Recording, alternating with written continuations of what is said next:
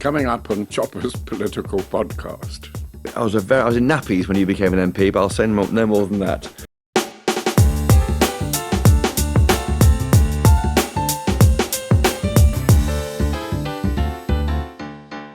Welcome back to Chopper's Political Podcast, where I bring you the best guests, gossip, news and intelligence from our studio here in the heart of Westminster. It feels right now in Westminster like the calm before the storm, with two big political moments next week, which will have a huge impact on politics for the next few years. Labour's first budget for 15 years is on Wednesday, and that is worrying a lot of people, particularly and including GB News viewers and listeners of this podcast, I'm sure. And the election of a new Tory leader on Saturday, which will also define how the opposition party takes the fight to Labour before the election. And who else to bring those two events together but a Tory politician who also ran the Treasury and experienced leaders going back to Margaret Thatcher's time before that, Edward Heath in fact, Lord Lamont of Lerwick. Norman Lamont served in the Treasury in an unbroken run from 1986, when he joined as Financial Secretary of the Treasury, rising to Chief Secretary to the Treasury under Margaret Thatcher, and then Chancellor under the new Prime Minister John Major, holding that role until 1993. During that time, he also had a box seat as the Tory party removed Margaret Thatcher from leader and found her replacement in John Major. Lord Lamont, Norman Lamont, thank you for joining me today on Chopper's Political Podcast. Pleasure. How worried are you about next week's budget? I am quite worried. You described it as calm before the storm. I think it's anything but calm. A lot of people are very frightened. And, of course, it's not for me to give advice to Rachel Reeves, but if I was a friend of hers, I'd say cool it a bit. I think we've had quite a lot of undermining of confidence. The great mistake has been to have such a long interval since the election until the budget, which has meant there's been more and more speculation. And she inherited an economy that was growing, then appears to have slowed down. It's almost as though confidence has been somewhat undermined by all this speculation. And she's made it quite clear that she expects taxes to go up. Before going on to taxes, the timing was caused by the OBR, the Office for Budget Responsibility, needing 10 weeks to vet the numbers. That 10 weeks meant that since the election was called, they couldn't do it until about now. We're 16 weeks after the election, and that uncertainty has caused problems, hasn't it? Do you think it was wrong to rely on the OBR to vet the budget in this way?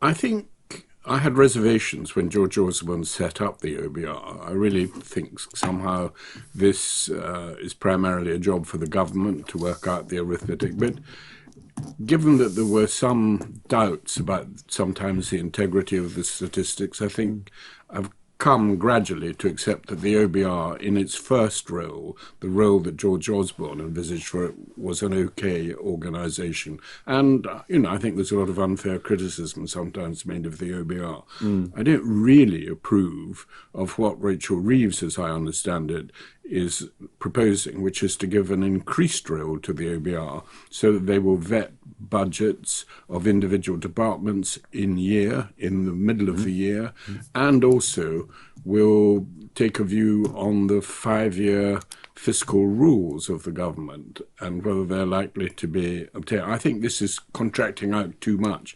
We have the Bank of England made independent, which I think was a good idea. But you can't contract everything out. No. Politicians have got to make some decisions. You're in charge, aren't you? Yeah. Who is in charge? Bureaucrats or politicians is a question often asked on this podcast and on the channel. When you were Chancellor, of course, it was all on you, wasn't it? I mean, you had advisors, but it really was really on you. Everything was on you. Interest rates, the budget, you could do it when you wanted to, and so it goes on. That's right, and we had far fewer advisors than today. One of the extraordinary things about how politics has changed are the number of special advisors that each minister seems to have. I'm not sure that it's actually the best way of running a government. I was going to say, it's actually helping. It takes and hiding behind officials. We elect politicians to be in charge, don't we? And if you try and contract out, you see it with the quangocracy, which arrived in a big way under Labour, carried on by the last Tory government. I mean, I think people want their politicians to be in charge, not to farm out responsibility. They want them to be accountable. And one of the things Rachel Reeves is proposing, which I think should be scrutinised, is she's going to create more quangos to scrutinise herself. Well, yes. I don't think this makes an awful lot of sense. Do you believe this black hole, this £22 billion, they say they're found, rising to £40 billion, apparently, we're now briefed? Are these numbers you recognise? Do you think it's, you've been a chancellor before, you know how they try and pitch roll for choices made in the budget? Is that what's going on? I think this is kitchen sinking. As you know, familiar term in commerce, when a chief executive takes over a company, yes. He wants to show bring out the dead. Everything's terrible, yes. Bring out the dead, show all the problems, and then I've solved them. And I think that's what Rachel Reeves is doing. So it's good politics then, maybe, for that reason? I don't think anyone believes it, frankly. And she stated quite openly during the election campaign, she said there won't be any increases in taxes, there is no need for it. And she said, you don't need to see the books. She said this herself, you don't need to see the books. Everybody knows what the situation is. And actually, I think the story was given away in June in a story that appeared in The Guardian, where a Labour source said, was quoted in the paper as saying what she's going to do is kitchen sink everything. Of course, that's not what we're saying at the moment. So I think that gives the game away. Of course, the 22 billion refers just to this year. Half of it is increases in public sector pay. She had a choice over that. She knew she would have that choice when she made her commitments on taxes. They say they weren't clear whether those spending recommendations on pay have been were allowed for in Jeremy Hunt's plans. They say when they came in. Well, I don't think they had been allowed, but she knew that, and the Institute of Fiscal Studies said, and indeed the OBR said, that these are very tight figures, questionable whether they could be met on present levels of taxation. She knew that. So she may not have liked it. She may say she was left with a difficult inheritance, but she knew what the situation was. And I think I don't want to make any personal criticism of her, but I thought it was unfortunate that she was so rude in the House of Commons to Jeremy Hunt, who's always been a model of politeness to her, accusing him of lying. I think she overcooked that. Yes, I think so. That was at the end of July. That was the same day she announced the removal of the winter fuel allowance and the pay rises for public sector workers. Just on the politics of it, maybe by giving making quangos in charge of so much of policy, you become less political. But when she announced that winter fuel allowance removal on the same day as a pay rise for public sector workers, it was just crazy, because if you did that maybe in September at the same day as the state pension goes up, you can get a degree of give and take from the policy. But it just looks clumsy, and that is what is bothering so many of our viewers and listeners here. Yes, well, it was rather tin-eared, I thought, and unnecessary. She could have done it later. Yeah. You mentioned taxes will go up next week. What are you expecting to go up? Well, she's excluded the main taxes, which provide 85% of revenue. Yes. So you National insurance, VAT, and income tax. Yes. So you have to look around and find lots of smaller pots and make them add up. Although there is one idea which is much canvassed in newspapers at the moment, which is to put national insurance on employers' contributions to private pensions. That would actually raise £14 billion, as I understand it from newspaper stories. I haven't done the arithmetic myself. Which obviously is a substantial earner. But I think on top of that, we may see substantial changes in inheritance tax. That doesn't yield a lot at the moment, just about £7 billion, but they could no doubt find other sources within that, capital gains tax.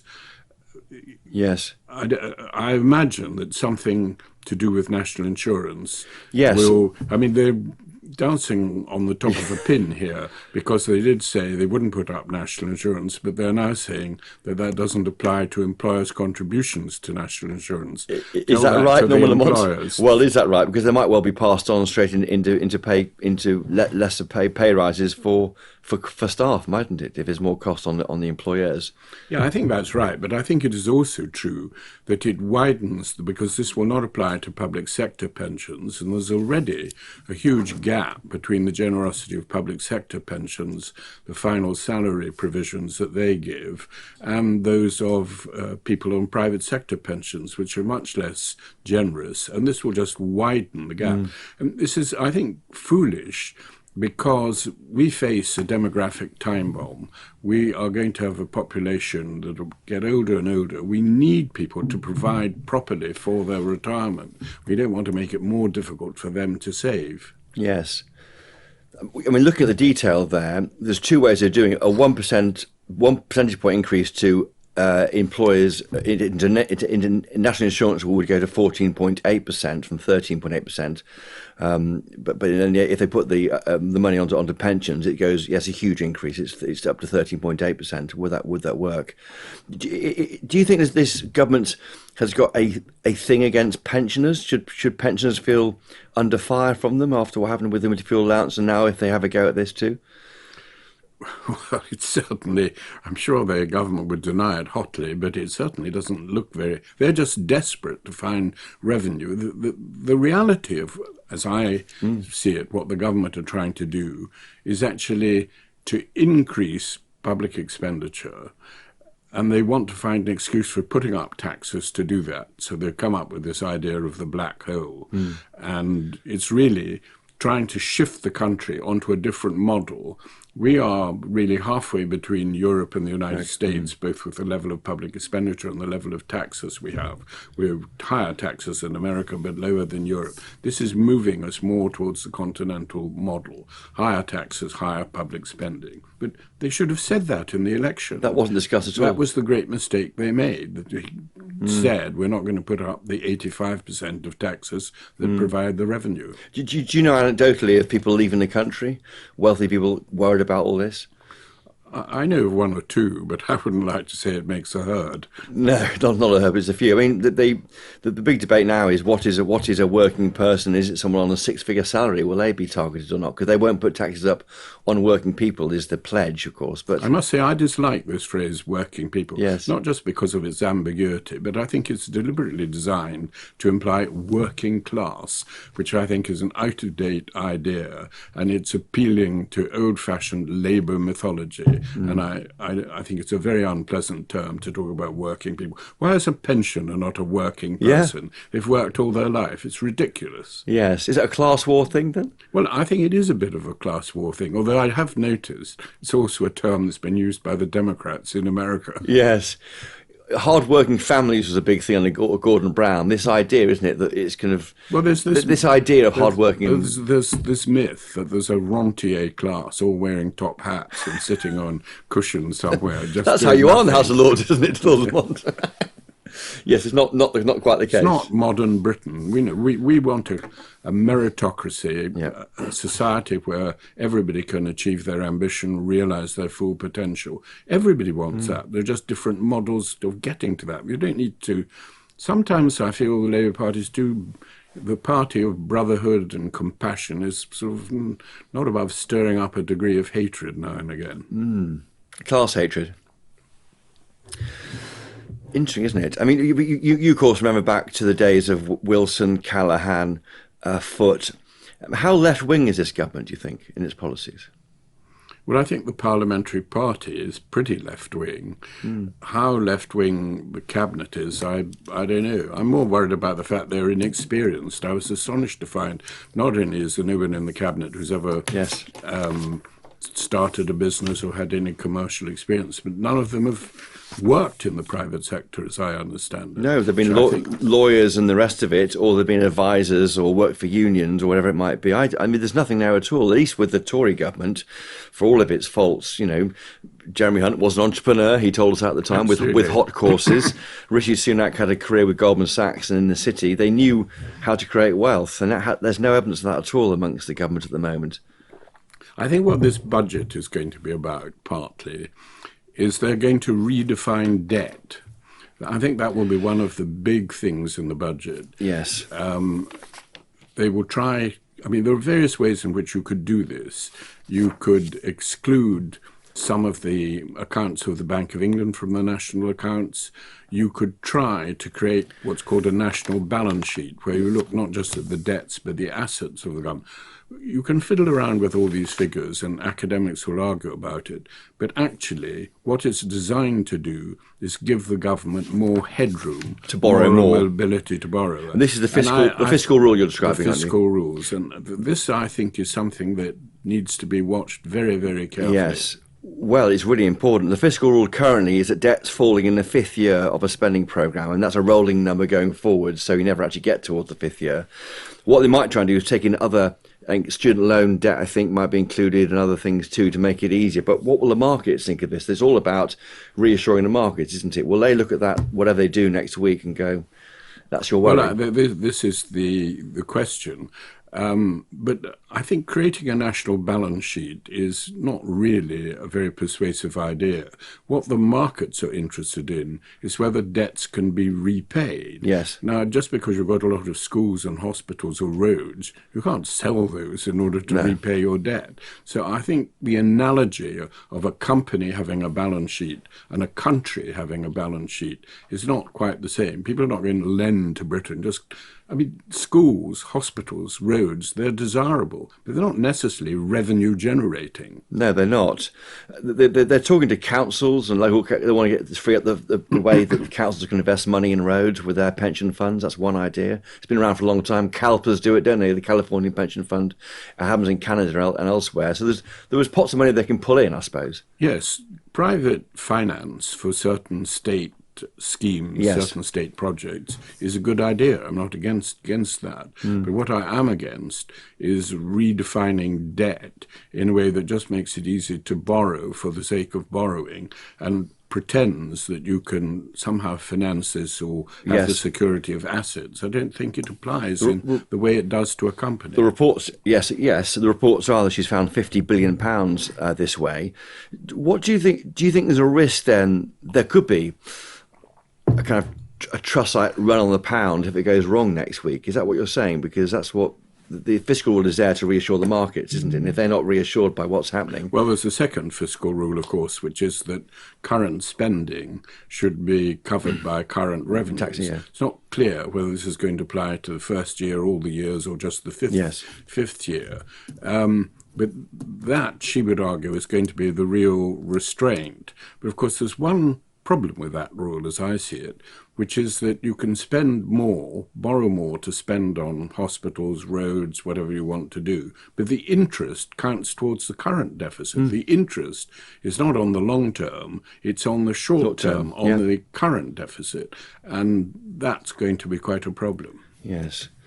Elsewhere, we know they're putting up VAT on private school fees. I mean, that's not something which you would never look at when you were Chancellor, I imagine. I certainly did not. And I think that's rather vindictive and completely unnecessary, and it's going to cause problems. I think one of the things that we have seen is how many of these ideas the government put forward are beginning to unravel. They were going to tighten the Conservative government's plans for changing the non-dom rules to make them even more restrictive. Now they're rowing back on that, reportedly, because people have been told it won't raise very much revenue. I think the VAT issue could be more complicated than they initially thought and might be subject to certain legal challenges. There are rumours that might be delayed. I don't know whether that's really true. But they've rowed back on certain things that were designed to please their own supporters while penalising pensioners who had the winter fuel allowance. That's right. Well, on the VAT issue, I think some schools can then do back tax claims over back 10 years of spending on their VAT. So it will cost, maybe in the short term, a big claim back from the companies as they change their corporate structure. Maybe stop being charities. I don't know. I mean, is there a positive here from this? I think you're a Conservative. You're first elected in 1972, so all your life in politics. Is there a positive from this government? Maybe, we'll see a one-year spending review next week, and then a longer one in the new year. Maybe this government has a chance to reform the NHS. Maybe they have the permission to do so from the electorate in a way the Tories have never had before in the recent years. Is that a fair thing to say about them? Well, I'd like to think that they might reform the NHS because the NHS is plainly not working in a satisfactory way. But most of the things that Mr. Streeting has announced seem to be to move things out of the NHS closer to local community medical services, Yes. preventive medicine. Triage, basically, some of it. You could call it that, yeah. That may be a very sensible thing to do, but it's not the same as addressing some of the fundamental points on the NHS. Yes. Which are what? I mean, the Conservative governments just kept tipping money into it, and the outcomes got worse and worse, didn't they? Well, I think some of the ideas that are floated obviously are whether you could have a variety of providers, whether you could have an element of insurance, whether you could have an element of modest charging, or people who miss appointments, this sort of thing. These are very controversial issues and very difficult for Conservative Party to handle because we're always accused of not wanting to maintain a free at the maintain the NHS as it is, and yet even Streeting, I think, in private, really recognises that this model is pretty flawed. Yes, I mean, to his credit, they are putting patients first, and he says if it's a private sector solution to get people off these waiting lists, he'll do it. So yeah, that was done by the Blair government as well, and other governments. Well, they increased the proportion of privatisation to about 8%, I think, under the Blair government, far more than the Tories would dare do. Taking a step back from this government, do you think... Is there a problem with celebrating success in this country, do you think? Do you think we don't celebrate the achievement of our business community properly? And other countries celebrate high earners because of the contribution they bring in, the taxation they bring in. Is there I think we don't let the tall poppies grow. Yeah. And there is sometimes a culture of envy in this country. I was rather astonished at some remarks I saw the Prime Minister had made in America the other day, where he said, I found this very odd coming from someone who'd actually previously supported nationalisation of certain industries. That was the platform on which he stood a few years ago. But he told a lot of American people he met, according to the newspaper story I read, that he didn't believe in nationalisation. He believed businesses were best run by people who knew what they were doing, run by businessmen. I thought it's not necessary to tell Americans that. They knew that and must have been rather astonished that he had come to tell them that businesses were best run by businessmen. Yeah, I'll tell you where I think this government is going to make a mistake. Rachel Reeves is trying, as I see it, to do several things at once. One wants to have a higher level of public expenditure, which requires more taxes, which is going to be controversial. But she believes that by, she calls it investing in the public sector, you will increase growth. And I think the idea, I mean, there are all sorts of desirable projects in the public sector, but they don't necessarily produce a return, and they certainly don't produce a return in the short term. And even if you can think of public sector projects, let's say HS2, we need to deliver them on time. We need to deliver them efficiently, and we've not got a brilliant record on that. So the idea that just by spending a lot of money on infrastructure and in the public sector, you will generate a return, and you will generate it in the foreseeable future, I think is highly, highly questionable. George Osborne argues against that. He says the people opposed the M25, they opposed the high-speed one rail link down to Margate and the like. They opposed they are opposing HS2, but he says everyone opposes these things at the beginning, and then after a while they can't believe they did without it. But that's different to getting a return, isn't it? Yeah, that's a completely different argument. That's a popularity issue. It's just, that's completely different. Yes, quite. I guess it must be judged though against some form of capex and return on capital employed and the rest of it. Well, economists do theoretical calculations on these things, but these are highly theoretical and highly disputable calculations. And as I say, there is a timescale anyway, because infrastructure projects do take a long time to deliver. Yeah. You, of course, were away from the budget. You were a senior person on the Vote Leave campaign. How worried are you about Brexit under the current government? And what is Brexit to you, by the way? I guess it's where we are at the moment, isn't it? Single market out of that and the customs union. Yes, I supported Brexit and supported it strongly and had been toying with the idea for quite some time. But I supported it for one reason. I believe in accountability, democracy, and self-government. I didn't ever argue that we're going to get flowing with honey and lots of dividends. I think, frankly, the economic consequences of leaving the EU are pretty marginal, pretty evenly balanced. I don't think it'll make a huge difference. In fact, I think in 50 years' time, when you look back at the economic statistics, people will have great difficulty in pinpointing when we left the EU. I'm perfectly happy with Brexit as it is. And I think the important thing is actually to end the Brexit wars, both in this country and within the Conservative Party. I think we should forget about Brexit. And I'm totally against aligning regulations with the EU unnecessarily. But if sometimes we see it to our advantage to align with the EU, I'm not going to create a fuss about that. No. I think we should just do it. I mean, I think we've got to improve our relations with the EU. What the Labour are doing, aren't they? Yeah, Nick Thomas Simmons. I don't disagree with that. And I don't think Conservatives should be paranoid that somehow we're returning by the back door to the EU. Yeah, and there is a degree of paranoia around it. Certainly it's seen there by the Labour Party. I haven't got long with you left, Lord Lamont. What was your drink of choice when you were at the dispatch box, when you gave your budgets? Did you have any whiskey?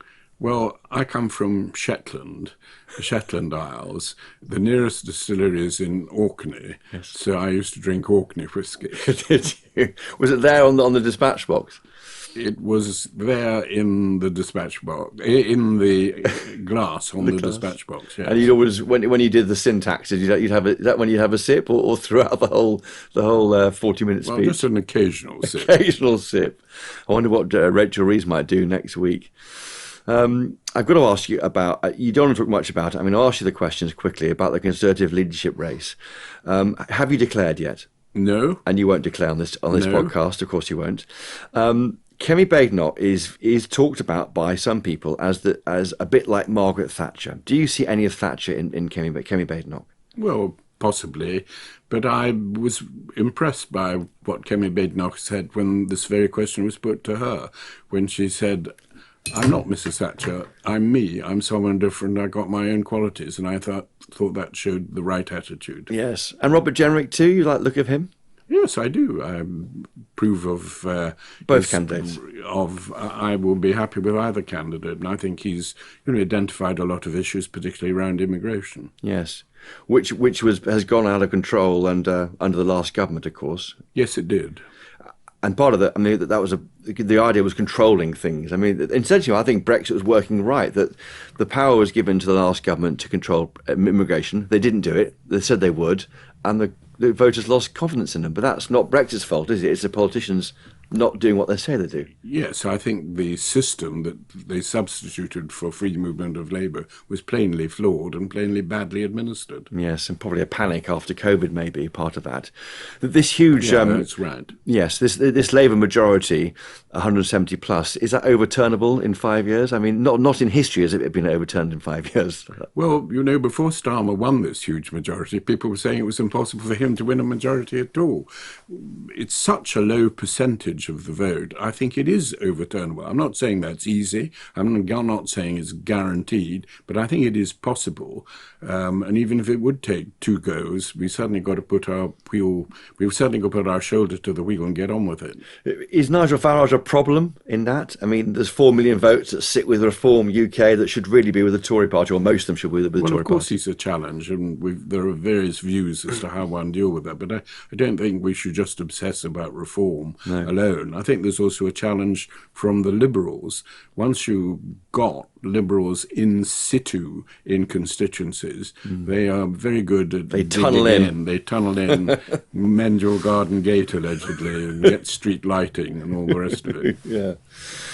Well, Lord Lamont, Norman Lamont, thank you for joining us today on Chopper's Political Podcast. It's been great to have you on with your wise words over, 52 years of being an MP. I mean, you look back on that period. I mean, it's changed so much. I mean, Twitter wasn't around then, was it? I mean, what's the biggest change in your political... Social media is. Mind you, I think SPADs are a big change. Yeah, you could do without them. I think when I was Chancellor, I had 3. I had somebody Bill Robinson, been at the Institute of Fiscal Studies. I had Alistair Ross Gooby, who was a manager of a pension fund, advised me on markets. And I had David Cameron, who was advising me on political matters. 3. Today, I think the Chancellor probably has a dozen. Downing Street is full of people. I think we have to watch out. This, I think, creates problems in the relationship between ministers and civil servants, between ministers and each other, and between ministers and the Prime Minister. Yes, they get in the way, don't they? And also, I think they sometimes send out confused messages to people like yourself. You know, they float an idea over lunch, and next day it's in a paper, and then the next day it's withdrawn. Yes, leaning into ideas. Well, on that note, Lord Lamont, Norman Lamont, thank you again for joining us on Chopper's Political Podcast, and thank you for listening to this podcast wherever you are. I tweet at Christopher Hope on X. Do you tweet, Lord Lamont? I follow Twitter, I don't tweet. You follow Twitter, so we can't give out your name on Twitter on the podcast. But email me, chopper@gbnews.uk. If you enjoyed this podcast, please do tell your friends. If you've really enjoyed it, leave a 5-star rating and a review on Apple Podcasts and Spotify to help other people find it. Thank the brilliant team of GB News colleagues behind the podcast, Mick Booker, Jeff Marsh, Rebecca Noons, George McMillan and Keith Bays. And most importantly of all, thank you for listening. If you want more Chopper in your life, and who doesn't, please do catch me during the week on GB News at midday on Wednesdays at PMQs Live, and next Wednesday on Budget Day I'm presenting a 3-hour programme with Gloria De Piero starting at 12 o'clock on the channel. And do keep up to date with our best reporting on our website, gbnews.com. And from me on my birthday, by the way, Lord Lamont, Happy birthday. I was in nappies when you became an MP, but I'll say no more than that. Thank you for joining us today. Until next time, cheerio!